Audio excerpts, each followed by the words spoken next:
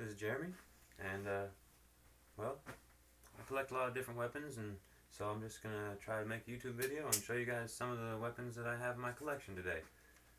Right here in my hand is a cold steel gunstock war club,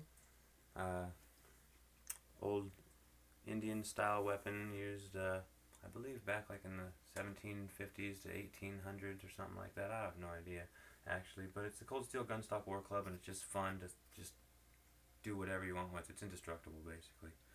I've thrown this thing and everything. I have a few spears here. Barbarian style spear. Yes.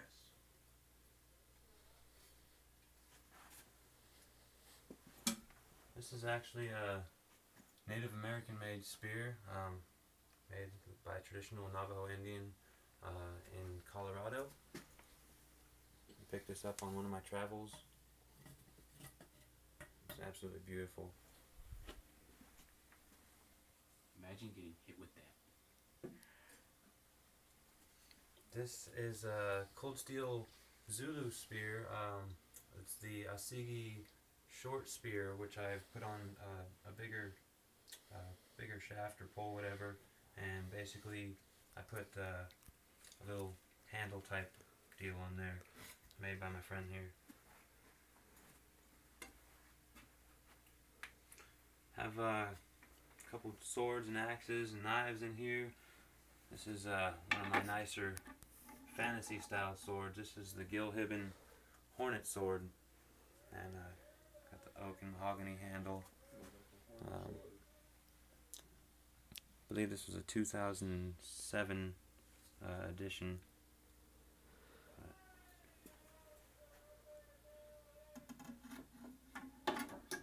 You guys will have to excuse me, I'm not a professional or anything here. This is the Branton axe. This is when you just need to tear things up and do whatever needs to be done. I've used this quite extensively for different outings and, well, digging trenches and, you know, those occasional zombies and bad guys and whatnot. But it's made by Bobby Branton. It's good for throwing, chopping. Not Bobby Branton. Got a couple more Hibben designs here. This is the double shadow, and then I got the Hornet knife here, which is the basically the little brother of the Hornet sword.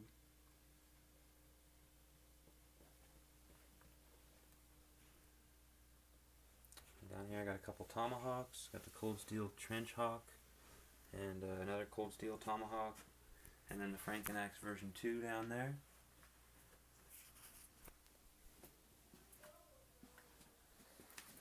And over here we have just a rack of swords and weapons, basically. Got the Shirasaya sword that was given to me by my good friend, a training sword, a couple display pieces. This is one of my nicer pieces. I don't have very many medieval style swords. And this is a Kos Hanwei hand and a half sword. Picked it up for, I think, about $140 or so. It looks heavy, but it actually feels very light in the hand, very nimble.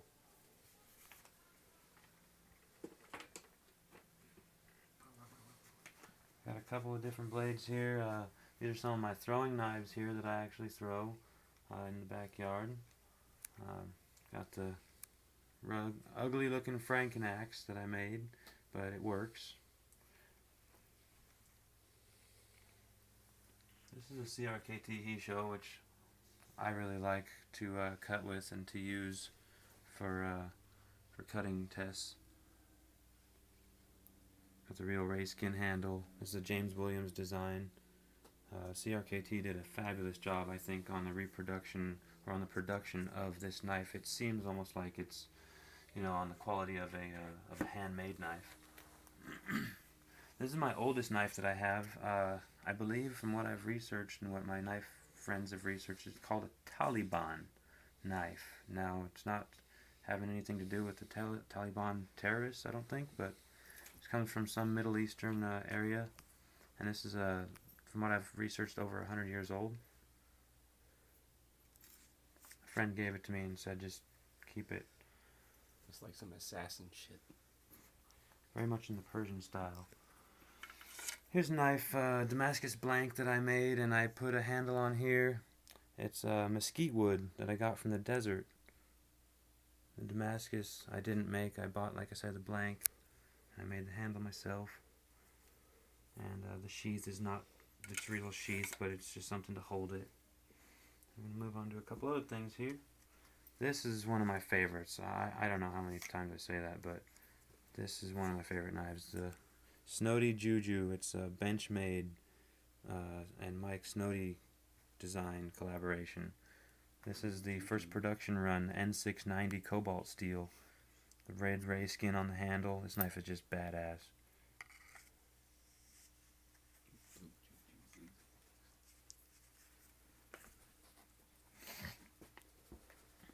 This is another. This is a custom-made, handmade knife by Dennis Cook. He's a custom maker out of Arizona, and this is called the Hawk Fighter Knife. Absolutely wonderful to hold in the hand, and I put a little silver pewter skull on there just to kick it up a notch. Something for the lanyard grip.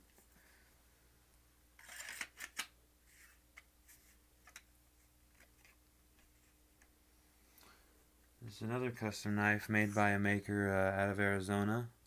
It's a ray skin sheath there. And then the Tonto itself is made by Jim Ort. He's located out of Arizona. You can get kind of a good look at the Damascus there, hopefully. It's like a raindrop pattern, bird's eye almost. I really like this knife. I picked it up at a Japanese samurai sword show. And even though it was contemporary, I know I had to have it. This is a Bowie knife that I bought the blank and I made the handle. It's Bacote wood. I got the YouTube video of me chopping